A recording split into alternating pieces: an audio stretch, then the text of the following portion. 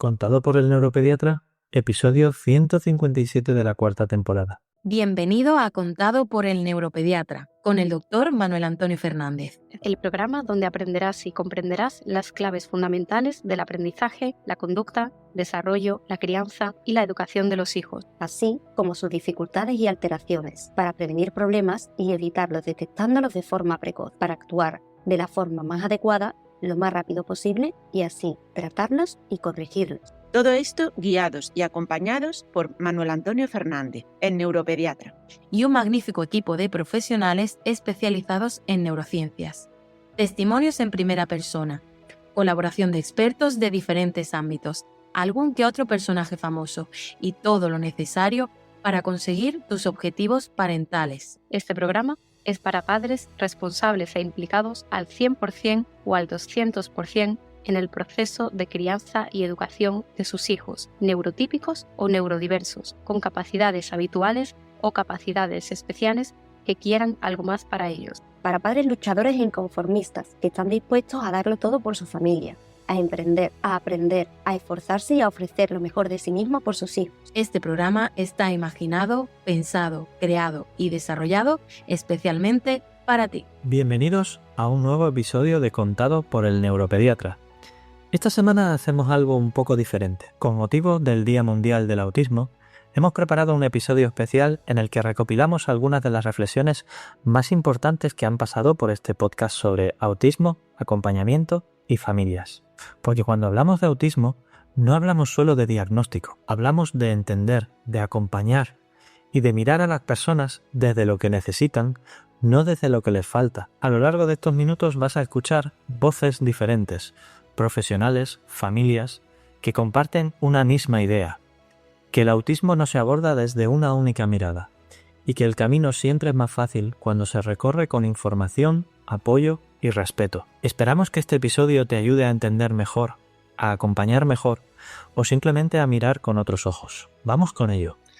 Mira, para empezar, ¿cuál era la situación que te llevó a ti a buscar ayuda?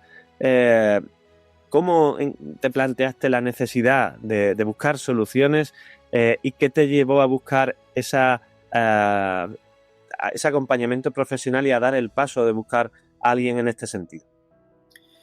Lo que me llevó realmente a una consulta profesional era porque me descuadraba absolutamente todas las opiniones, impresiones, diagnósticos múltiples por parte de Centro de Atención Temprana, Neurodesarrollo, logopedas, el centro educativo.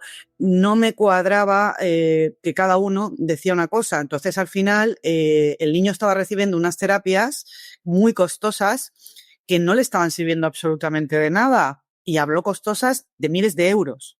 Entonces, claro, llegó un punto en el que ni avanzaba él, ni avanzamos nosotros, la bola se estaba haciendo cada vez más grande, cada vez el problema se estaba haciendo más evidente a nivel educativo y, claro, una como madre tiene una intuición primaria y sabe perfectamente de que algo no estaba bien encaminado, no estaba bien encauzado para poder ayudarle. Entonces, pues navegando por internet, como hacemos todos, bicheamos, ¿no? Le doy gracias a Dios que encontré tu blog. Perdona que te vaya interrumpiendo. ¿De qué edad estamos hablando? Que esto también es una cosa importante. Tiene 7 años. Y empezaste a buscar ya con 6 años. Con 6. Cuando ya llevaba un camino de mi hijo tiene dificultades en esto, busco esto, tengo dificultades en lo otro. ¿Cuáles eran las principales dificultades con las que te encontrasteis inicialmente? A nivel de síntomas me refiero, ¿no? Sí, el inicio fue la guardería, cuando todos los niños comienzan el lenguaje. Lucas no hablaba. Hablaba muy poco, no, parecía como que no nos atendía, siempre estaba despistado, estaba aparte, se entretenía, veía una mosca volando y se entretenía. Era un niño pues que ahí no presentaba hiperactividad, pero sí un déficit de atención espectacular. Entonces, claro, saltaron todas las alarmas porque, claro, Lucas ya tenía que estar comenzando a decir palabritas y eran muy aisladas. Tenía que socializar y eso le costaba también, ¿verdad? Que claro, todo lo del autismo y el TEA y la socialización, siempre está por ahí rondando. Exacto, entonces todo apuntaba siempre a ese diagnóstico, el TEA. porque no podía socializar, porque no podía expresarse, su lenguaje no estaba desarrollado, no había empezado. Empezó más tarde, empezamos con terapias de logopedia, antes de los 3 añitos incluso, y Lucas comenzó a decir palabritas, pero no era todavía el lenguaje acorde a un niño de su edad. Veíamos que se retrasaba mucho en ese sentido, pero era solo eso, y bueno, y su déficit de atención, por supuestísimo, y ya comenzó a tener mucha hiperactividad. Veíamos que no se centraba solo en lo que le gustaba. Eso es una máquina, decíamos, el niño es una máquina porque es que se centra en lo que le gusta únicamente, pero claro, todo apuntaba, todos los diagnósticos que nos decían era TEA, que parece que es como un cajón desastre donde va todo sin analizar el por qué. Empezamos las terapias, no funcionaban, el niño sigue igual. Llega un punto... Porque esto lo hemos hablado nosotros, que tiene problemas en el lenguaje, vamos al logopeda. Que tiene problemas en no sé qué, vamos a poner un refuerzo. Vamos a los talleres de socialización. Claro, vamos a ir teniendo herramientas que no digo que esté mal y que de hecho son importantes, pero yo hay algo que siempre les repito mucho a las familias, ya también me las he escuchado, es que cuando un chico se deriva a atención temprana para estimulación, es para trabajar mientras que se estudia el origen de su dificultad. Y para eso estamos los profesionales que nos dedicamos a ello, pero de un tiempo, ya años a esta parte, parece que los niños con alguna dificultad van a atención temprana y ahí que se queda. Como que nadie se preocupa de indagar qué es lo que está pasando más allá de cuál es la dificultad concreta que tiene. No. Y como decías tú, esto es del TEA y esto me caerán chuzos de punta y yo estoy acostumbrado a aguantarlos, pero no me callaré nunca este tipo de cosas porque creo que estamos metiendo la pata hasta el fondo. En el autismo se está empezando a meter todo lo que es una dificultad de comunicación, tenga síntomas TEA o no. Aquí ahora lo que antes eran rasgos y datos sugestivos tal y cual, ahora ya es diagnóstico. No, mire usted que es que, en fin, la expectativa de los padres, el pronóstico y todo esto es muy diferente en medicina. Las cosas se llaman de forma diferente para tratarlas y para identificarlas y para saber cómo van a evolucionar de forma diferente. Y creo que estamos en una época, en una sociedad y demás suficientemente avanzada como para preocuparnos de ello y no nada más de, vamos a llevarlo a un taller de habilidades sociales con otro niño con igual o más dificultades que él a ver si socializa. Bueno, así fue. Así fue nuestro caso. Pasamos por talleres, por terapias. Bueno, yo decía, pero es que esto no le veo ningún resultado. Mi hijo avanza muy, muy, muy lento. En el lenguaje me refiero siempre porque es que otra sintomatología que no fuera su hiperactividad, su déficit de atención y el lenguaje no me cuadraba. Entonces, claro, yo decidí ya poner un punto y final y decir, mira, se acabó. Yo necesito ya saber qué ocurre, como si tengo que ir a Roma, me da igual. Y navegando por internet encontré tu blog del retraso en el lenguaje en niños con TDAH.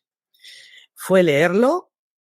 Me acuerdo perfectamente ese día porque es que tenía yo la cabeza así, eran las 3 de la mañana, no podía dormir, desperté a mi marido y le dije, por Dios, que esta es la clave, que esta tiene que ser la clave. Como madre, como intuición primaria, sin ser especialista, por supuesto, pero después de haber estado leyendo y escuchando y viendo, dije, creo que van las cosas por aquí, pero necesito una confirmación. Esto es una opinión mía, personal, profana.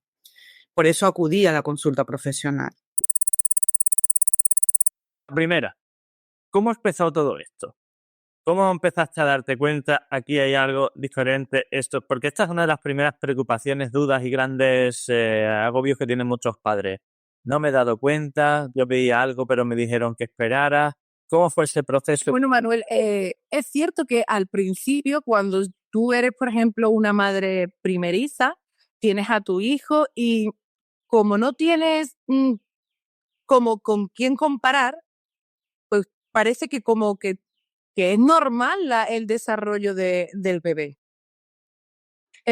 Conforme el pequeño entra a una guardería, porque es cierto que nosotros hay familias que llevan a los pequeños pues con 4 meses, 5 meses. Nosotros llevamos primero a los niños con 2 años y claro, en la guardería sobre todo la profesora, la maestra de los pequeños, empieza a ver comportamientos en ellos que no son típicos o, ¿cómo decirlo? Que no son... Que no están dentro de lo esperable.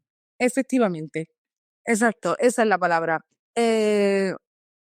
Bueno, yo tengo un antecedente. Por eso a mí el impacto de la noticia o de ver cosas que tal, tampoco me supuso mucho. Te explico. Mi marido, sin tener diagnóstico, yo cuando lo conocí, yo tenía esa intuición que tenemos muchas veces las mujeres, de decir, este chico es diferente. No podría tacharlo en ningún tipo de conducta en general, pero yo veía que era un chico diferente, que no era como el resto. Y claro, cuando Hombre, algo tendría que te gustó, ¿no? Te casaste con él, has tenido 2 niños. efectivamente es una persona maravillosa, o sea, con lo cual... pero él tenía, es verdad, unos patrones de conducta sociales que no era el típico como quizá a lo mejor tengo yo. Me encanta relacionarme, salir, entrar. Él era más suyo, con intereses muy restringidos, pero que se dio la situación. Me gustó el misterio que veía detrás de él, y eso fue lo que hizo que nosotros pues formáramos una familia. Entonces, nace nuestro primer hijo, y claro, no le ves mucha intención comunicativa, le llamas por su nombre y como si estuvieras llamando a la pared. Yo pensaba, lo primero que se te viene a la cabeza es: este niño tiene algún problema de audición. Recuerdo que tirábamos cacerola a su lado para ver si el niño se giraba. El niño se giraba a la cacerola, se asustaba, claro, escuchaba, y poco a poco pues nos dimos dando cuenta, y sobre todo también en el aspecto del lenguaje, porque los niños no tenían el desarrollo del lenguaje como cualquier otro niño. Ellos empezaron a hablar muy, muy tarde. Y eso es... Y del pequeño incluso lo tiene más acentuado, digamos, porque claro, ningún autista es igual que otro. Eso también tenemos que tenerlo claro. Yo no puedo comparar... Esa apreciación es fundamental, pero estaba esperando ahí un momento en el que cortarte, no por cortarte, sino porque hasta ahora, y ahora que vas a entrar en ese punto aparte, la mayoría de los puntos que has ido tratando tienen que ver con cómo son estos chicos o estas personas comparados con los demás. Y esto es fundamental, y decía tú al principio, si eres primeriza, no tienes con quién comparar y demás. Digo esto es fundamental porque se escucha muchas veces: no, a los niños no hay que compararlos, cada uno tiene su proceso. Ojo, porque si entramos en ese mundo confuso de no te preocupes, ya veremos, cada uno, no hay que comparar.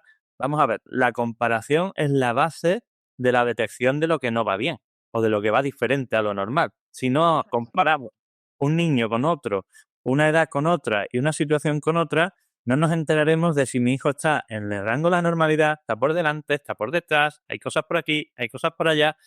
Y tan fundamental es detectar eso, que cuanto antes se detecte, antes podremos ayudarle a que ese camino esté lo más cercano a la normalidad. Y no porque no queramos que los niños sean diferentes, cada uno tiene su historia, su perfil, sus características, pero lo importante es que sea capaz de adaptarse a las necesidades y que sus necesidades puedan estar cubiertas de la mejor forma posible. Quería ahí dejar eso porque hay muchos mitos, como sabe, con todo esto, y es importante que la gente no se deje guiar por esto de: espérate, no te preocupes, ya hablará, ya no sé qué. Ojo, porque hay que echarle cuenta a las cosas cuando uno se da cuenta, ¿no? Hay cosas que no son comparables, pero hay otras muchas que sí que hay que... si lo general es esto y mi hijo no llega a esos ítems, ahí hay algo que pasa. Pero que tranquilo, que con terapias, con esfuerzo, que ahora hablaremos, todo se consigue. Ayer vi yo precisamente la consulta y grabé el final. Un chico de 3 años y medio que tiene un diagnóstico de trastorno sociocomunicativo, tal, y que con 3 años y medio sabe multiplicar. Pero no es que sepa multiplicar 2 por 2, 3 por 3, no, 4 por 4, 16, 5 por 12, 60. Casi no habla y sabe multiplicar, ¿sabes? O sea que, Ese, por ejemplo, es mi eco pequeño. Él con 3 años se sabía hasta la tabla del 12. claro, este se la sabe. El Y pequeño mío. a él es lo menos, casi que no puede escribirlo, ¿sabes? Porque es 6, no sé qué, no, pero te la sabe decir, ¿no? Y me lo creo. Pues, Ya. muy curioso esta cosa. Lo de cómo aceptar y entender el diagnóstico ha quedado claro. Había esa sensación previa, esa percepción, esa experiencia. ¿Cómo fueron esas emociones de saber al final, sí, parece que mi hijo después de pruebas y valoraciones parece que tiene un cuadro TEA, Asperger, etcétera? No vamos a entrar aquí en la especificación concreta.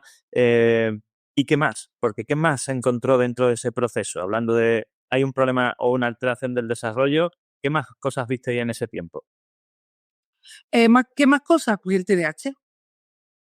El TDAH en los 2 niños. Además, cada uno tiene acentuado más el TDA y el otro con la H incluida. Pero el TDAH también entró dentro de nuestra vida. TEA y TDAH.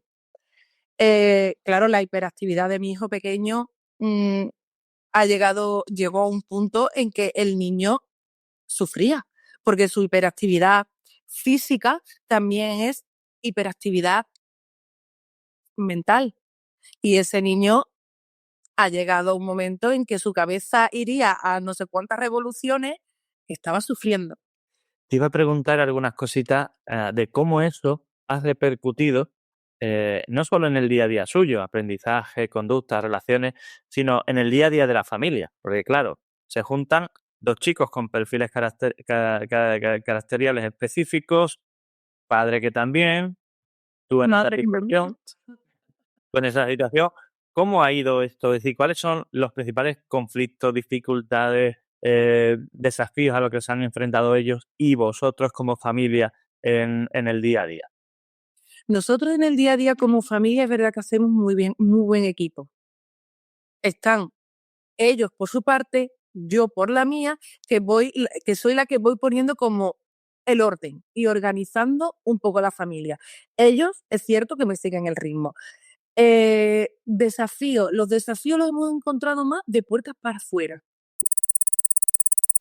Soy madre de 3 hijas y mi hija menor, que es una joven de 23 años, es una joven con autismo. Bueno, pues hemos aprendido mucho, por supuesto, y fue desde luego la inspiración, ¿no?, de lo vivido y de lo experimentado a lo largo de los años. Pues quisimos, tanto mi marido y yo, abrir esta fundación para crear aquello que nosotros no tuvimos. ¿De acuerdo? Entonces, fuimos desde Salamanca, ¿no?, que es donde está ubicada la sede, creando paso a paso. Nosotros vamos a hacer 7 años también de puertas abiertas y bueno, siempre los inicios son costosos y de mucho trajín, de contactos, de reuniones, etcétera. Pero bueno, aquí estamos 7 años después dando un servicio a la comunidad y por supuesto que la experiencia vital pues es un grado, como todo en la vida, por supuesto, y que hemos aprendido a valorar y tener una visión muy distinta de la vida y de las personas y de ver con ojos y gafas, mejor dicho, de inclusión. Esa es la realidad. Y eso es lo que también trabajamos y queremos difundir y promocionar desde nuestra fundación, la inclusión a todos los ámbitos, porque para desarrollar después la inclusión laboral siempre abogo, y eso ya me toca en mi rama jurídica, también soy abogada, si no se aboga por los derechos fundamentales a todos los individuos, sean con discapacidad o con diferentes capacidades, pues mal vamos en la sociedad. Y eso solamente se puede inculcar desde la más tierna infancia, desde la etapa infantil. Y ya desde un punto de vista desde la Fundación y desde el mío personal como abogada, siempre reivindico que la plena inclusión es desde la infancia. Y eso se tiene que trabajar en la educación, es decir, en el sistema educativo. Y ahí se van dando pasos, siempre hay nuevas leyes orgánicas ahí es muy complejo, ¿no? Pero ahí se van dando pasos y poco a poco, bueno, pues se va desarrollando y se va abriendo un nuevo camino que hace 20 años pues no existía. A nuestra hija siempre la derivaron al sistema educativo especial. Bueno, pues hubo que pelear con el sistema educativo y desde luego nos plantamos que iba a un colegio ordinario donde iban mis otras hijas, también cabía mi hija con capacidades diferentes. A mí me gusta decir capacidades diferentes, porque discapacidad ya también es un término que con el tiempo se dejará de usar y por supuesto, siempre era, digo como madre, y aquí mi lema, donde si mis hijas están las tres igualmente en el ámbito familiar, ¿por qué no van a estar en el ámbito social y en el ámbito educativo? Bueno, pues lo peleamos, lo luchamos y hubo que hacer muchos equilibrios en la cuerda floja, pero bueno, después el sistema llega un momento que te dice, ala, ya cumplido 16 años, ya no hay más que hacer, 15 años. Bueno, pues ya dijimos, pues bueno, aquí sigue en la fundación recibiendo sus terapias, por supuesto, y formándose. Pero lo quiero extrapolar esta circunstancia vital, vivida, y es por lo que trabajamos en la fundación, que la inclusión se trabaja desde el sistema educativo. El sistema educativo tiene que ser inclusivo, que es un tema espinoso porque, bueno, otras familias, lógicamente cada uno con sus circunstancias vitales, personales, abogan otras por mantener el sistema de educación especial, pero nosotros desde la Fundación abogamos y reivindicamos el sistema inclusivo y una educación general para todos, no especial. La especialidad se trae dentro de la normalidad. Y ya no me extiendo más, Manuel, porque yo soy... No, de hecho estoy mirando abajo porque estoy tomando profesión, notas. me puedo enrollar mucho. No te preocupes, no te preocupes. De hecho, si yo no te corto, es que lo que estás diciendo es interesante, así que tienes completa libertad, pero estoy tomando nota y por eso estaba mirando hacia abajo, porque has tocado 3 temas que creo que son fundamentales, ¿vale? Y voy a empezar por el último, el tema de llegar a los 16 años y te buscas la vida. Seguro que recuerdas la primera diapositiva que puse en el Congreso, Sí. que era que yo le llamo los caminos de la vida, Sí. de cómo era el camino de una persona con un trastorno del desarrollo, de cómo era el camino del sistema sanitario y de cómo era el camino del sistema educativo, que por supuesto no tenían nada que ver con las necesidades. Fue muy ilustrativa. De gran impacto. Es fundamental que seamos conscientes de la necesidad que tiene el sistema, no de adaptarse, sino de ser más grande para que quepa más personas, ¿vale? ¿Por qué? Porque todavía hoy en día, y tengo ahí anotado en mi lista de cositas pendientes, grabar un vídeo para explicar modalidad B con apoyo sí, modalidad C no. Es decir, niño con trastorno del desarrollo solo tiene que estar en una aula específica o en un centro de educación especial cuando no pueda de ninguna manera el sistema ordinario hacerse cargo de esa situación. Pero para eso el sistema ordinario tiene que contar con los medios necesarios para cubrir esas necesidades. Porque es que nos encontramos cada día en la consulta, chicos o familias, mejor dicho, que en el centro le está presionando. Y digo porque hoy me ha escrito una familia por Open Salud para comentarme. Esas presiones las hemos recibido en primera persona. Sé de lo que... Diciéndome que habían tenido que contratar una abogada para decirle al centro educativo que no iban a aceptar más presiones de la trabajadora social del equipo de orientación para que metieran a su hijo en una aula específica. Porque encima ya estaba empezando el centro educativo a poner en duda las capacidades de cuidado de la familia sobre su hijo. Es decir, es una manera de te voy a presionar con la administración pública para que entres por el camino que queremos. Que son así de crueles, pero lo hacen. Lo he vivido como padres, con mi marido, igual, en primera persona. Y es duro, claro, porque es que te das contra un bloque de hormigón que es el sistema. Entonces, bueno, hay Cuando que... muchas veces las leyes están tenemos que mejor tener un hechas de equilibrio. lo que se aplican, aunque no sean Sí. perfectas, ¿no? Sí, y con ello no quiero criticar al sistema educativo porque es muy importante que el sistema educativo español, por supuesto, como el sistema sanitario, todos trabajan siempre dando lo mejor de sí, ¿eh? Pero es cierto que la legislación va modificándose, siempre va por detrás de, de, la, de lo que la sociedad demanda, pero llega un poquito siempre con retraso, pero llega la legislación. Y bueno, se van dando pasos. ¿El sistema educativo se va adaptando? Sí. ¿Ha habido una evolución muy positiva? También. También en el mundo sanitario. Es decir, la sensibilidad va entrando, es siempre más costoso, pero vamos por el camino correcto.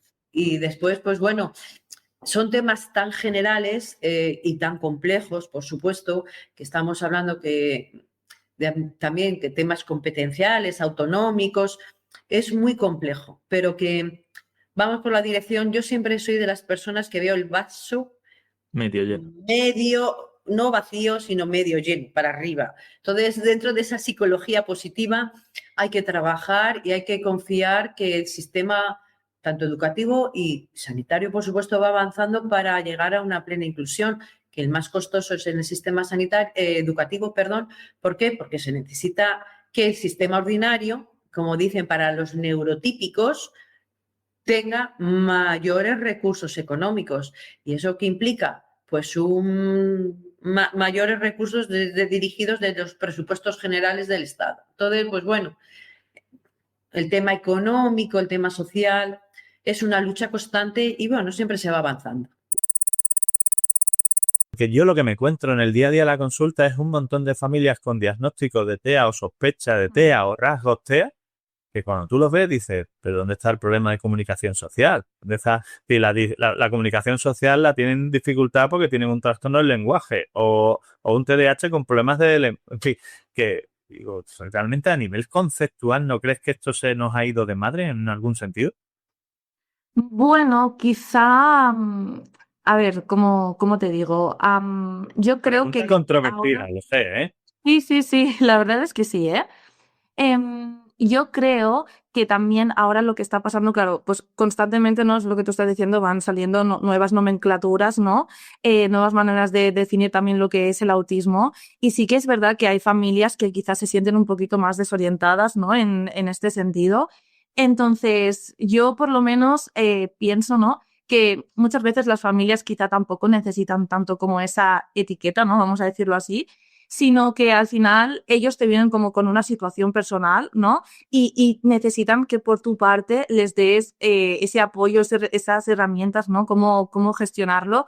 Entonces, me encuentro un poco, bueno, me he encontrado con eso, ¿no? De decir, más que necesitar como una etiqueta, ellos necesitan que les ayudes. Entonces, en base a eso, creo que lo que tiene que hacer el profesional es decir, vale, mira, tengo esta situación, tengo este caso, ¿no? Pues vamos a ver cómo lo podemos gestionar y cómo podemos intentar que al final la calidad de vida de esa persona mejore, ¿no? Que creo que es lo que se busca un poco, ¿no? Pues ofrecerle los apoyos y las herramientas que esa persona necesita para poder pues desarrollarse en plenitud ¿no? Y ayudarle también a su autonomía un poquito, ¿no? Entonces, yo por lo menos creo eso, ¿no? Que quizá pues el tema de las nomenclaturas del DSM-5, ¿no? De como cuadrarlo todo quizá tanto, las familias al final pues se encuentran un poco perdidas, ¿no? Porque lo que tú decías pero mi hijo es grado 1, grado 2, grado 3, pero si mi hijo hace esto, pero no hace esto, pero entonces no me acaba de encajar, ¿no? Entonces yo por lo menos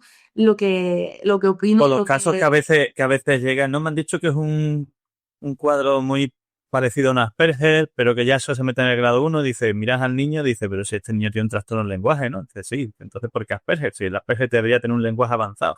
Que ahí, yo creo que incluso dentro del mundo profesional hay todavía un guirigay que no está muy aclarado, ¿no?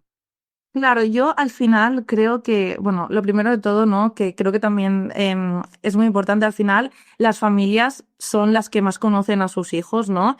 y son los que se dan cuenta también de esos pequeños detalles que quizá en un entorno clínico pueden incluso pasar desapercibidos, ¿no?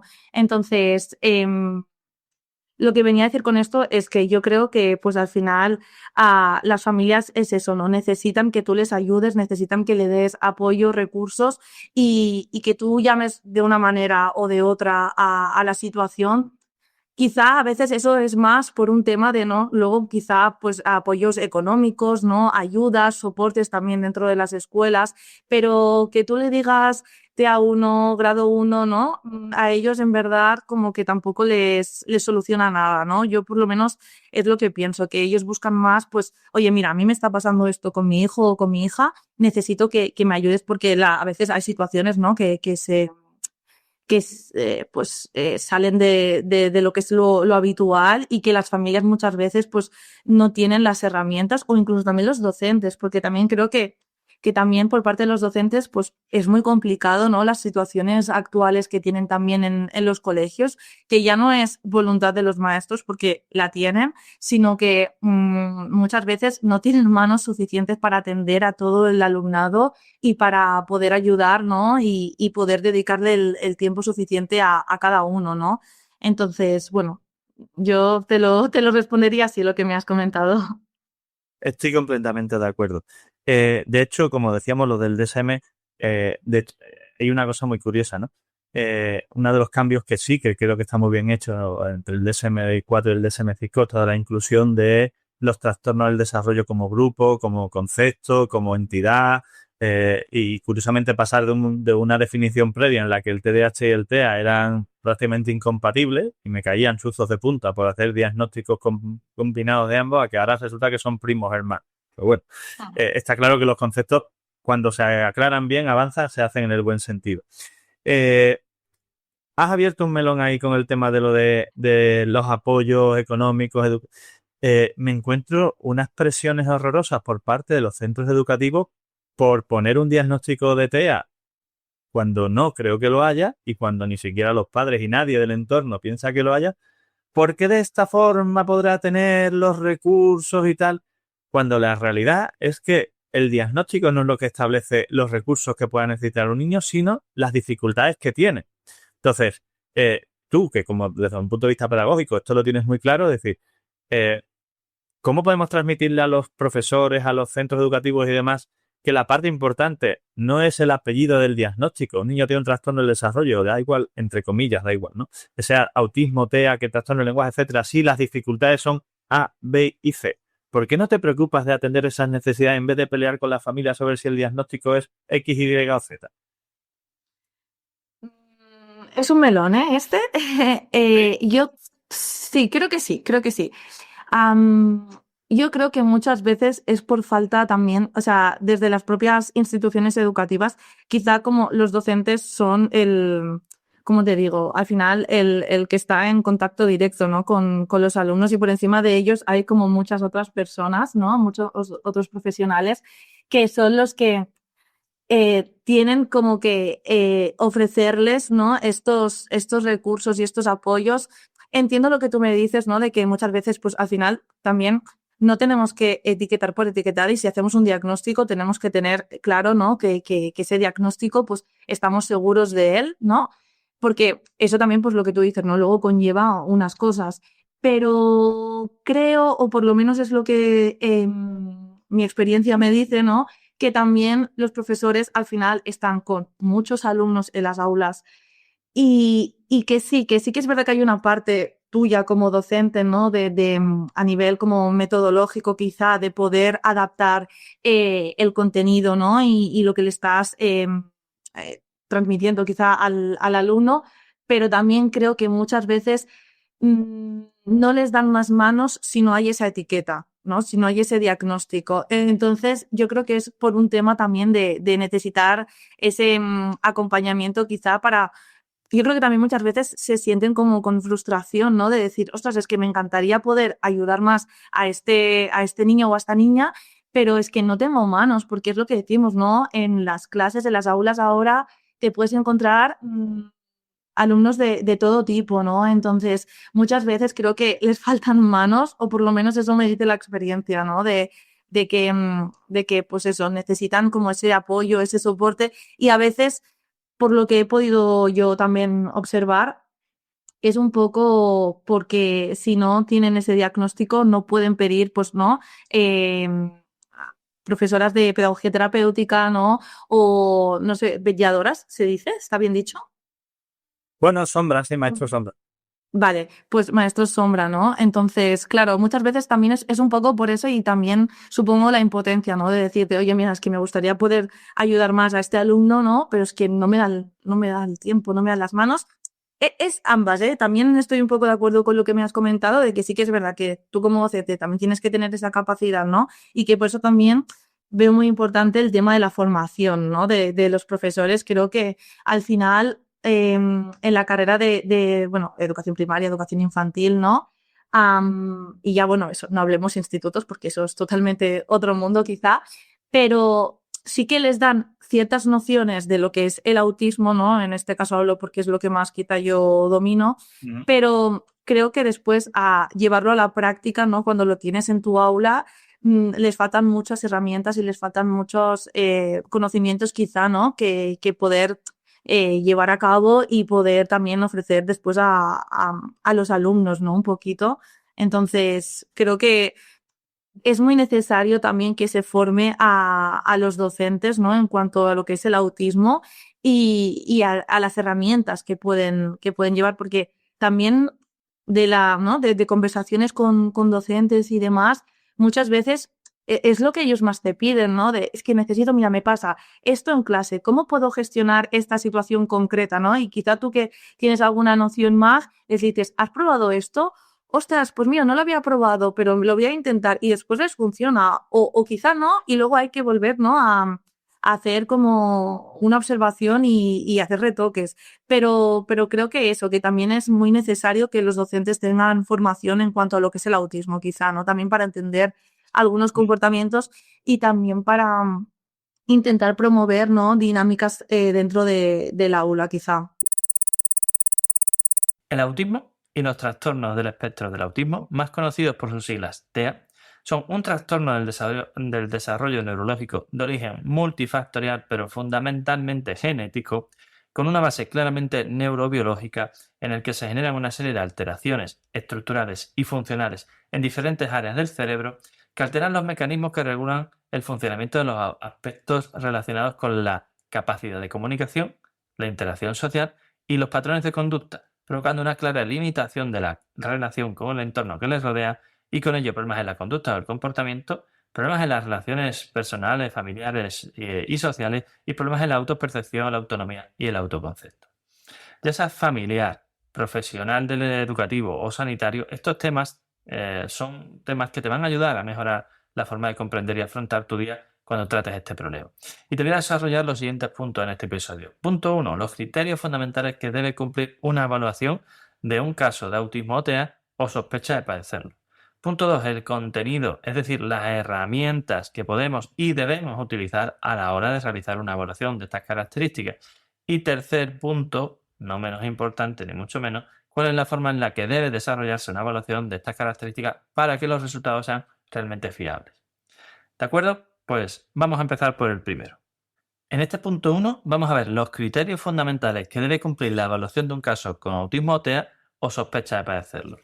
Y para empezar este punto te voy a traer aquí algunas frases, afirmaciones, reflexiones y demás que considero fundamentales y que en su mayoría no son mías. Y lo hago precisamente para que luego no me tachen de interesado y demás a la hora de planteártelas, ¿ok? Cuando las termine te diré quién las ha dicho, quién las enseña, quién las promulga y quién las presenta, ¿de acuerdo?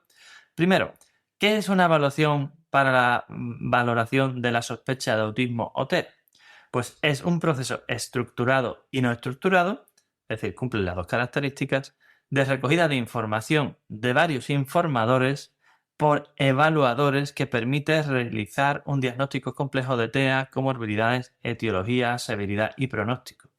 Ojo, hay que individualizar porque el autismo identificado es importante tener claro cuáles son los aspectos de fortaleza y segundo ojo con lo que hay que tener en este primer punto de la evaluación, un aspecto es la evaluación y otro es la impresión diagnóstica, ¿vale? Es decir, una cosa es la evaluación que se realiza y otra cosa es el diagnóstico clínico que se realiza a posteriori. ¿No tienes claro lo que significa eso?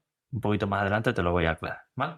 Segundo punto que hay que tener claro y que nos dice una persona experta, una de las mayores expertas en España sobre este tema.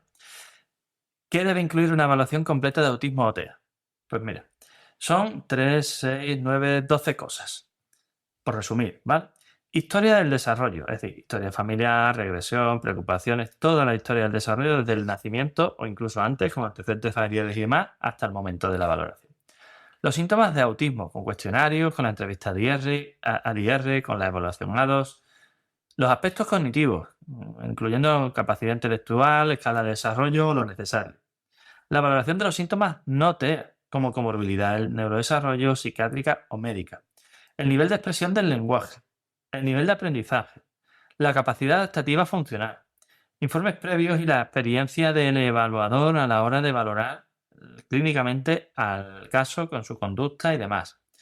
Valoración de la familia, por ejemplo, la actitud ante el diagnóstico, el tratamiento, plantear el caso de consejo genético cuando tenemos que plantearnos las pruebas, ¿vale? De hecho, cuando decía antes lo de síntomas no TEA, comorbilidad del desarrollo, psiquiátrica y médica, aquí también valoramos la parte de pruebas complementarias, ¿vale? También tenemos que tener en cuenta la escuela, la actitud ante las dificultades, si está en el mejor centro para el caso específico que estamos viendo, cuáles son las ayudas con las que cuenta el chico o puede contar o necesitaría contar. También investigaciones médicas y etiológicas, es decir, aquí donde estamos hablando de las pruebas complementarias a nivel neurológico, que ya os comenté en uno de los episodios previos de esta serie, ¿vale? Desde estudio genético, cariotipo, X-frágil, array, exoma, genoma, etcétera, resonancia magnética, electroencefalograma, todo esto, ¿de acuerdo? Tercero, aspecto importante a detallar y de la mano de una de las auténticas eminencias en autismo en España. Tercero, como digo, aspectos relevantes en una evaluación de autismo o TEA. Pues mira, hay 3 frases aquí a tener en cuenta. No hay una evaluación estandarizada, generalizada, porque los síntomas de autismo cambian con la edad, el género, la comorbilidad o los tratamientos, ¿vale? Básicamente, hombre, si me paro a explicar cada frase de esta, pues podemos llevar aquí esta mañana, pero esto significa que hay que ser muy individualizado en la valoración de cada caso. La evaluación puede realizarse por profesionales no clínicos, pero el diagnóstico debe ser realizado en última y única instancia por un profesional clínico. Vamos, aquí sí que me voy a parar porque esto es fundamental. Cuando dice que la evaluación la puede hacer un profesional no clínico, se refiere a que alguien como un logopeda, un terapeuta ocupacional, cualquiera que sea un profesional del mundo sanitario, educativo, un psicopedagogo, etcétera, que esté formado y certificado, y esto es una cosa importante, y acreditado para la realización de las pruebas necesarias, podrá hacer esas pruebas. ¿Esto por qué lo digo? Pues porque para poder usar la herramienta ADR y A2 hay que pasar por un proceso de formación específica con una persona acreditada en formación en estos temas, por la que he pasado yo y van a ir pasando, ya ha pasado otra de los, bueno, Noelia Gelibert ya ha pasado por este proceso y van a ir pasando todos los miembros de mi equipo para todo esto, ¿vale? Entonces, se pueden hacer esas pruebas, pero cualquiera que haga esas pruebas debe además tener experiencia en el manejo y en el trato de personas con autismo, ¿vale? Porque si no, tú puedes estar certificado, acreditado, pero no es interpretar correctamente la información que te da la familia o que puede sacar del chico a la hora de hacer las pruebas, ¿vale?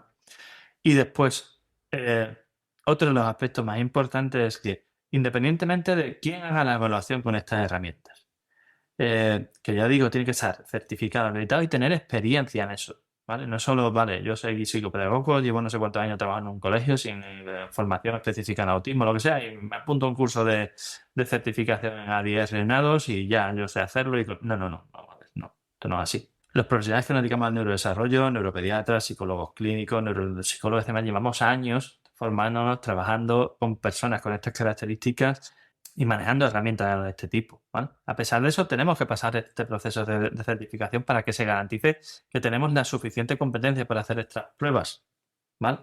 Pero ya digo que la certificación no garantiza la experiencia de la persona que la está haciendo. Dicho esto, Puede hacer cualquiera de las personas que cumpla estos criterios, en teoría debe cumplirse, porque vemos que hay gente, vemos constantemente informes de personas que tenemos claro que no tienen idea de estos temas, por mucho que estén certificados y hagan estas pruebas, ¿vale? Pero independientemente de quién las haga, cómo las haga, la decisión final de qué diagnóstico tiene un paciente es una decisión clínica. Una decisión clínica significa que debe hacerlo un profesional clínico. Un profesional clínico es un médico, un psicólogo clínico o dentro de los médicos un psiquiatra infanto-juvenil, un neuropediatra y dentro del área de psicología un psicólogo clínico o un neuropsicólogo experimentado en trastornos de neurodesarrollo, pero formalmente médico psiquiatra, médico neuropediatra, psicólogo clínico, ¿vale? Esto es fundamental que lo tengáis claro porque no todo vale en la vida, ¿vale? Yo conozco una chica que trabajó en casa hace mucho tiempo que se presentó a un puesto de auxiliar de enfermería, decía que no la habían cogido porque no tenía el título y que ella era capaz de hacer ese trabajo. Bueno, ella lo considera así, nadie dice lo contrario y yo también soy capaz de hacer muchas cosas de bricolaje o de construcción y no tengo un título de albañil. Me diréis que probablemente mucha gente que trabaja de eso no lo tiene. Claro, eso después supone que las cosas a veces pasan como pasan y se hacen las chapuzas que se hacen. Como vemos nosotros en la consulta, que hay gente que hace chapuzas directamente con las pruebas y las evaluaciones de los chicos, ¿vale? Pero bueno, ya iremos hablando más en profundidad de esto, que no me quiero atrancar aquí. Después, no hay instrumento de evaluación perfecto, todos tienen errores, ¿vale? Discrepancia entre los instrumentos de evaluación gold estándar, que en este caso son ADR y A2, porque evalúan diferentes contextos recogidos en diferentes situaciones y por diferentes informadores, ¿vale? Es decir, un ADR o un A2 que nos dé por encima de los puntos de corte de TEA, autismo, etcétera, no va a misa y no significa que el niño tenga eso. Es un perfil recogido en esta prueba que por mucho que sean las gold estándar nos da información a los profesionales clínicos, en este caso en mi centro, yo el neuropediatra, que es el que acaba haciendo la evaluación y el diagnóstico definitivo de un caso. Bueno, en nuestro centro tenemos una forma muy concreta de trabajar, después lo veréis, pero básicamente uno de los miembros de mi equipo hacen estas evaluaciones porque son personal no solo certificado en estas pruebas, sino con una enorme experiencia en este tipo de casos y de pacientes. Y después yo reviso esos resultados, yo reviso todos los cuestionarios, reviso todos los informes, yo me empapo de todo. Y después tengo la entrevista con la familia, analizo, te llamo la observación del caso del chico. Y con todo eso es con lo que le damos a la familia después el feedback, el diagnóstico y demás. Otro punto de este apartado tercero. El criterio y conocimiento del evaluador es esencial para resolver estas discrepancias, ¿vale? Vuelvo a insistir, evaluador formado, acreditado y demás, y el diagnóstico del clínico. Y un aspecto que es fundamental, solo la mitad de las familias refieren satisfacción en la manera de cómo se les dio el diagnóstico. Y esto significa que hay profesionales que no están haciendo las cosas bien. Ya den un diagnóstico acertado o no, y sin entrar en ese punto, las formas y la forma de transmitir el diagnóstico en la mitad de los casos no está siendo razonablemente aceptada por las familias, ¿vale? Y no se refiere a que el diagnóstico sea mejor o peor, un tipo de otro, sino la forma de transmitir esa información por parte de la persona que se lo da. Conclusiones de este punto, pues que es importante mejorar la detección y el diagnóstico temprano, especialmente en los grupos más complejos de diagnosticar, que el diagnóstico de autismo siempre debería ser un diagnóstico diferencial en problemas de salud mental en edad adolescente o adulta, que es muy relevante la formación de los profesionales de la salud mental del adulto en aspectos evolutivos tempranos en su presentación en la infancia de la edad adulta. Tendrá muy buena disposición, perdonadme, pero hay psiquiatras de adultos que meten un auténtico gambazo como la copa de un pino porque no saben de neurodesarrollo, no interpretan correctamente los procesos evolutivos de la infancia y la adolescencia, no entienden cómo es la proyección de los síntomas de la infancia en la edad adulta. Bueno, en fin, por favor no os metáis en eso si no tenéis formación o experiencia suficiente. Es muy relevante también el desarrollo de instrumentos de evaluación y diagnóstico validados en adolescentes, en adultos y en mujeres que tienen un perfil de TEA muy específico. Y también el desarrollo de instrumentos de medida de cambio para la evaluación de la efectividad de los tratamientos en grupos más homogéneos fenotípicamente. Es decir, tenemos que conseguir también herramientas que nos permitan valorar la evolución. Como ves, se trata de aspectos de altísimo valor a la hora de planificar una correcta evaluación para casos con estas características y este perfil. No te olvides absolutamente de ninguno de estos. Y como te decía, que no soy yo el que dice esto, te voy a poner, te voy a explicar quién es la persona que ha dicho esto. Esto lo he sacado de la formación ADIR y de otras formaciones que he hecho con Amaya Herbas, una psiquiatra infanto-juvenil que, si no recuerdo, no quiero equivocarme del centro en el que trabaja, pero trabaja en el norte de España y que es una de las personas con más experiencia en el desarrollo de este tipo de herramientas porque participó en su creación. Así que nada, dicho todo esto, que veáis que lo suscribo al 100%, pero no soy yo el que dice esto. Yo solo lo suscribo porque me parece que es clave, ¿vale? Y dicho esto, pasamos al punto 2. En el punto 2 también te voy a contar cosas muy interesantes. Por ejemplo, te voy a contar cuál es el contenido, es decir, las herramientas que podemos y debemos utilizar, como te decía antes, a la hora de realizar una evaluación. ¿Quieres tener claro de una vez por todas cómo se hace un diagnóstico correcto de autismo? Sí. Es cierto que habitualmente es necesario hacer pruebas neurológicas, pero su finalidad es, por un lado, la de descartar la existencia de un origen físico, concreto y específico, ya sea con una resonancia, como te he explicado en otro de los episodios, o en el encefalograma, y por otro lado, la de encontrar el origen del mismo con estudios genéticos, como te he dicho, genotipo, equifrágil, array, exoma, genoma, etc. El diagnóstico, propiamente dicho, de autismo, se basa en el análisis de los patrones de conducta y comportamiento de tu hijo. Y esto puede hacerse de diferentes formas, así que déjame que te cuente.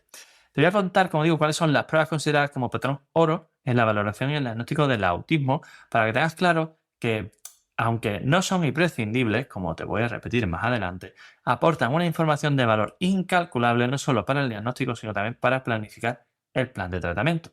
Además, voy a añadir algo extra de mi propia cosecha y también de altísimo valor, ¿vale? Se trata de 4 herramientas más que usamos en el instituto para complementar la información recogida de cada caso y así tener un contexto óptimo a la hora de hacer la evaluación. Eso sí, primero quiero dejarte una cosa clara. Como te he dicho ya más de una vez, la evaluación y el diagnóstico de un caso de autismo debe recaer en un profesional específico. Los médicos, neuropediatras o psiquiatras infanto-juvenil, así como los psicólogos clínicos infanto-juveniles, son los únicos profesionales sanitarios con la formación, competencia y capacidad legal para hacer un diagnóstico de este tipo. Y evidentemente, no seamos presuntuosos ni seamos imprudentes. Además, debemos contar con formación y experiencia suficiente para ello, que no siempre ocurre, como he dicho, por eso lo detallo con tanto retintín, ¿vale? Dicho esto, también me gustaría aclarar que en manos de un profesional experimentado no se considera imprescindible la realización de las pruebas que te voy a presentar a continuación, pero como te he vuelto a explicar anteriormente, aportan una información, y no me cansa de decirlo, de valor incalculable, no solo para el diagnóstico, sino también para planificar el plan de tratamiento. Vamos a ello. Listado de herramientas. Primero, historia del desarrollo completa con todos los antecedentes e informes que estén disponibles. Segundo, valoración del perfil de desarrollo mediante la herramienta DIDE, una de las claves de nuestro proceso. Tercero, comprobación de los criterios diagnósticos de los diferentes trastornos del desarrollo. Cuarto, escala SDQ de calidad de vida. 5. Escala ASRS de valoración de síntomas de TEA. Sexto, la entrevista para el diagnóstico de autismo conocida como ADIR. Y séptimo, la escala para la valoración, observación y diagnóstico del autismo conocida como A2 en su versión 2. Te voy a presentar lo fundamental que necesitas conocer de cada una de ellas para que te tengas un contexto y las ideas claras. Vamos a ver. Historia del desarrollo, como te he dicho. Es completa con todos los antecedentes e informes que estén disponibles. Esto es un estándar en cualquier consulta de evaluación médica y por lo tanto se considera absolutamente imprescindible. Aquí no creo que merezca la pena entrar en el detalle, pero es fundamental contar con toda esta información del proceso de desarrollo de la persona desde sus antecedentes hasta el momento de la consulta para poder entender claramente en qué situación se encuentra cuando nosotros lo estamos valorando, él y su familia, ¿vale? 2. Valoración del perfil de desarrollo mediante la herramienta DIDE. Mira, probablemente esta sea una herramienta que aún no conozcas, no porque sea nueva. De hecho, nosotros tenemos hemos pasado de largo los 1000 pacientes registrados en ella, sino porque hemos estado colaborando en su desarrollo, validación, optimización, etcétera, para que se convierta en el referente que es ahora. DIDE es una herramienta de análisis observacional global a tiempo real que a través de una serie de cuestionarios online completados por todas las personas relevantes del entorno de un determinado chico, padres, terapeutas, educadores y demás, entre los 2 y los 18 años el paciente, nos permite definir un perfil de desarrollo específico para cada persona, también para grupos, pero aquí nos interesa hacerlo para cada persona, y de esta forma conocer sus puntos fuertes, sus puntos débiles, todas sus características y un amplio rango de detalles, de ítems, de características, tanto del aprendizaje como de la conducta, las relaciones o el autoconcepto. Y además permite conseguir una serie de informes de recomendaciones específicas y personalizadas, tanto para la propia familia como para el centro educativo, que van a facilitaros mucho la intervención y el manejo posteriores. Así que es un más que presentamos en el 100%, no solo de nuestras consultas de evaluación de TEA, sino de todas las que hacemos. Retraso moderativo, TDAH, Asperger, de todas, ¿vale? Tercero, comprobación de los criterios diagnósticos de los diferentes trastornos del desarrollo. Evidentemente, y dada la importante aparición de comorbilidades, además de la comprobación de los propios criterios diagnósticos de autismo y TEA, que los veo con detalle, detenimiento, explicación profunda y demás, con la familia en la consulta, se considera necesario comprobar la existencia de todos los demás. Ya sabes, desde el trastorno de la comunicación y el lenguaje hasta las altas capacidades, discapacidad intelectual, pasando por el TDAH y todo lo demás que ya te he contado y te he repetido hasta la saciedad. Trastorno de la conducta alimentaria, todo, trastorno del movimiento y en discapacidad, ¿vale? Así que en total seríamos 9. Cuarta herramienta, escala SDQ de calidad de vida. Este es un cuestionario, el cuestionario denominado de capacidades y dificultades, es un test de cribado. Eso quiere decir que está diseñado para analizar un primer barrido y detectar posibles casos de riesgo. Nosotros se lo pasamos a todos los pacientes. Se trata de un sencillo test de 25 ítems dividido en 5 escalas y 4 de ellas evalúan dificultades, mientras que una mide la conducta prosocial, ¿no? De socialización. Puede aplicarse de menor en niños que van desde los 4 hasta los 16 años y tienen versiones que pueden completar los padres, los profesores, los propios chicos cuando ya tienen una edad suficiente. De hecho, los ítems se agrupan en diferentes escalas. Una de síntomas emocionales, otra de problemas de conducta, una de hiperactividad, otra con problemas de los compañeros y, como decíamos antes, una de valoración prosocial, ¿vale? Y llegamos aquí a una de las cosas más interesantes, ya que nos hablan directamente y específicamente sobre autismo ET, ¿vale? Está en la escala ASRS, que es la escala de calificación del espectro autista, que se utiliza para ayudar a identificar los síntomas, comportamientos y características asociadas al trastorno del espectro autista en niños y adolescentes entre 2 y 18 años. Es una escala que yo empecé a usar desde hace mucho tiempo porque nos permitía pues hacer una serie de cuestiones a los padres en función de edad, de nivel de lenguaje y demás, y poder tener una respuesta automatizada y baremada en nuestro sistema informático. De manera que los informes de los padres y del profesor o del cuidador del niño, porque se pueden hacer a los tres, pues incluyen 70 ítems, 70 preguntas relacionadas con comportamientos asociados al autismo, al Asperger y al trastorno generalizado del desarrollo.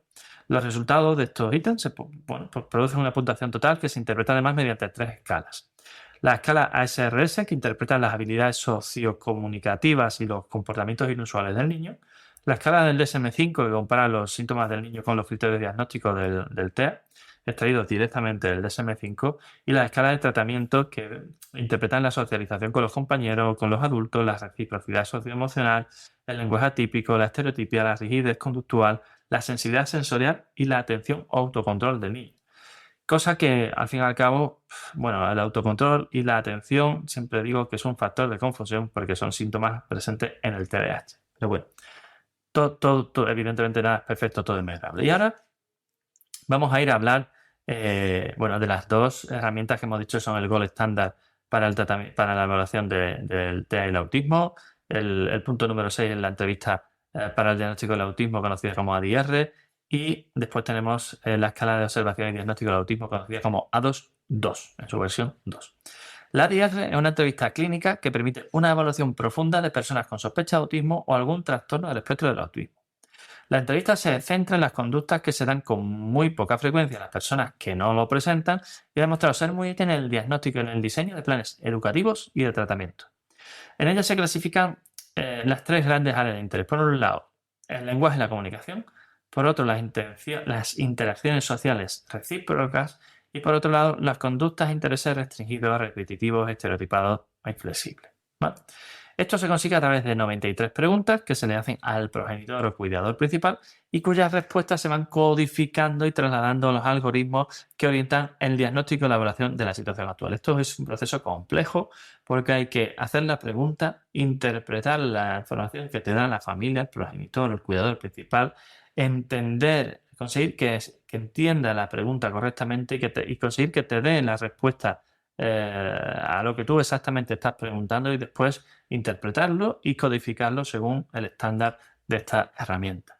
Los algoritmos pueden ser utilizados de dos formas. La primera se denomina algoritmo diagnóstico, que se centra básicamente en la historia completa de desarrollo del sujeto evaluado, del chico al que se está evaluando para tener un diagnóstico. Y después la aplicación secundaria se llama algoritmo de conducta actual, que básicamente lo que se hace es recoger todas estas preguntas, pero basándose en la conducta, en los procesos observados en los 3 últimos meses, no en todo el proceso de desarrollo del chico. De esta forma, tenemos la finalidad de poder valorar el proceso de un mismo paciente de forma evolutiva a lo largo de un tiempo, ¿vale? Cosas para lo que no está pensada ADOS, pero sí ADR.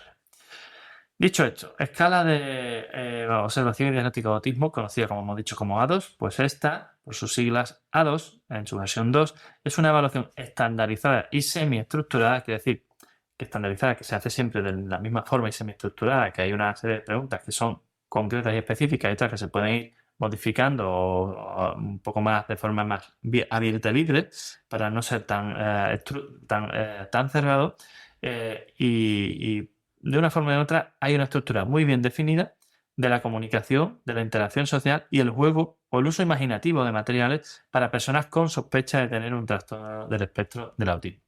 Esta valoración del paciente complementa perfectamente la información recopilada en la entrevista ADR, cuya realización previa, desde mi punto de vista, permite tener una información muy valiosa como contexto para la valoración mediante ADOS. Es decir, hacer una evaluación de ADOS sin tener la ADR o hacer el ADOS primero y el ADR después, como que no acabo de ver, aunque está definido correcto y formal, no acabo de ver que sean las formas más óptimas. Primero ADR, después ADOS. Es mi recomendación, así es como lo hacemos nosotros, ¿vale?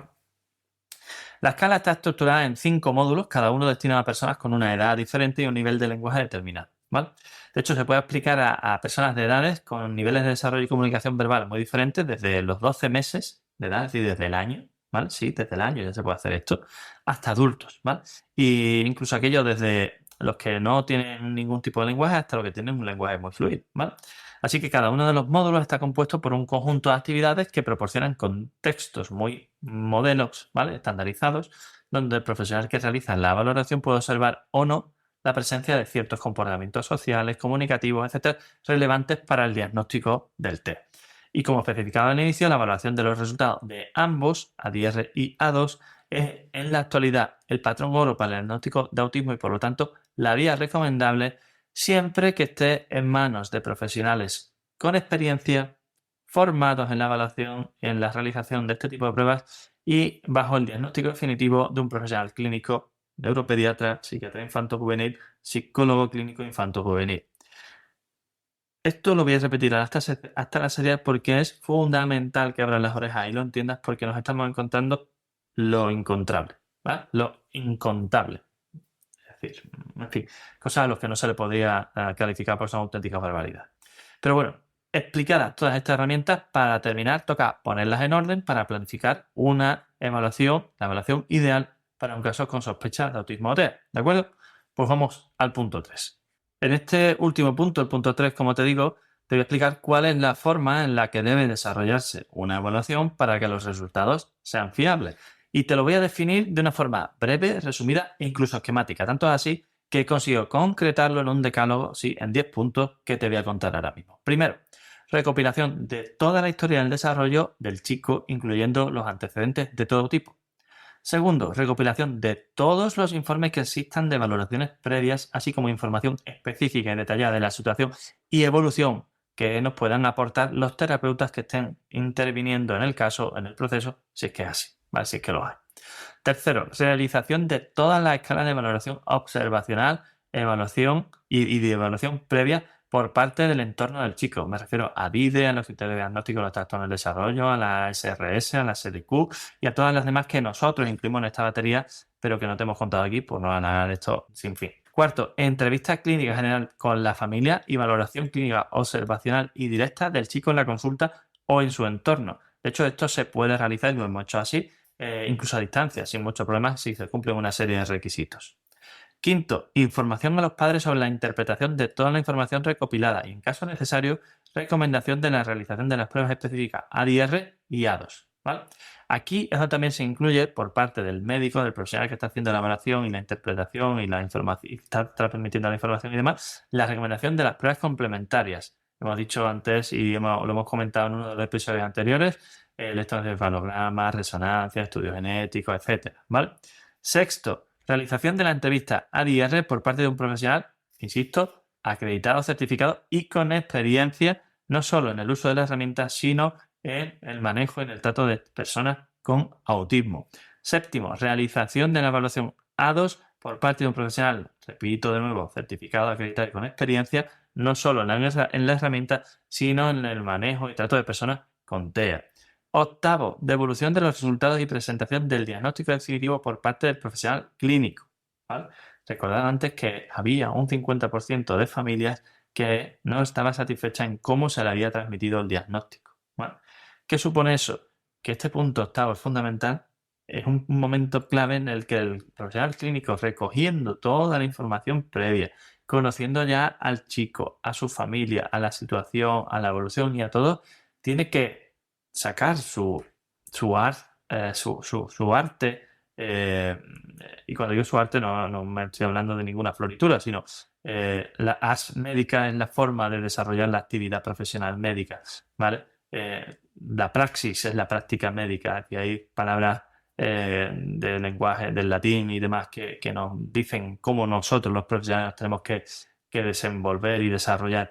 De verdad que ahí es donde tenemos que saber toda nuestra habilidad, capacidad, experiencia, información para transmitirle a los padres las cosas de una forma objetiva, sin ser frío, cercana, sin ser paternalista y sobre todo con perspectiva evolutiva y de desarrollo. ¿Por qué? Porque el punto noveno sería la propuesta de plan terapéutico, ¿vale? A nivel farmacológico, nutricional, conductual, etcétera, que es un plan integral, personalizado y multidisciplinar, ¿vale? Y decimos la propuesta del seguimiento clínico evolutivo, es decir, cuándo vamos a hacer las revisiones, de qué manera, por qué vía, además, ¿vale? Estos 10 puntos deberían ser el decálogo fundamental de una evaluación ideal para casos de sospecha de TEA o de autismo. Así que cópialos y no te los pierdas. Y dicho esto, habiéndome alargado más que en ningún otro episodio, me quedo completamente satisfecho de lo que te he contado hoy. Espero que tú también lo estés. Así que, ¿qué me dices? ¿Te ha servido para aclarar tus dudas? Yo creo que sí. Y recuerda, si como te decía en el episodio inaugural, el 1, el que empezó en enero de 2023, te ha emocionado y te ha hecho vibrar la posibilidad de convertirte en un padre pro para ayudar a tu hijo en su proceso de desarrollo, estás más que invitado a este ilusionante camino. Lo haremos entre todos, como estamos haciendo cada episodio, viendo los resultados, vuestras opiniones, vuestras dudas, vuestras sugerencias, teniendo en cuenta todo lo que aportáis, escuchándote, transmitiéndote confianza y haciéndote sentir comprendida. Lo vamos a hacer como personas de la mano, y para conseguirlo necesito tu ayuda. La mejor forma de ayudarme es una valoración y comentarios positivos y compartir el podcast con todos los padres que conozcas que estén interesados en todos estos procesos de neurodesarrollo, que tengan un hijo con autismo, con sospecha, con retraso moderativo, con problemas de desarrollo, lo que sea, cualquier duda, que venga aquí, que escuche, que se aclare, que la resuelva, ¿vale? Y si quieres profundizar en alguno de los puntos que hemos tratado o necesitas ayuda para la evaluación, el diagnóstico, la terapia o el tratamiento, sea presencial o online, de problemas de aprendizaje, conducta, maduración, desarrollo, relaciones sociales, autoestima, ansiedad, depresión, lo que sea, así como para situaciones específicas que puede ser el TDAH, la dislexia, las altas capacidades, el retraso madurativo, el autismo, las Asperger, la epilepsia, la migraña, los trastornos del sueño, ponte en contacto ahora mismo con nosotros en elneuropediatra.es para que analicemos tu caso y nos pongamos manos a la obra. También estamos en todas las redes sociales, Facebook, Twitter, Instagram, LinkedIn y hasta TikTok, y por supuesto en nuestro canal de YouTube, donde ya superamos los 100.000 suscriptores. ¿Que no lo sabes? ¿No has visto los vídeos? Ve y no te lo pierdas, ¿vale? Pero dale a me gusta si estás en Spotify y no te pierdas, no dejes de compartirlo y no te pierdas los siguientes episodios. No te preocupes, no voy a faltar ni siquiera durante el verano. Así que ya sabes, estamos aquí en elneuropediatra.es. Un fuerte abrazo.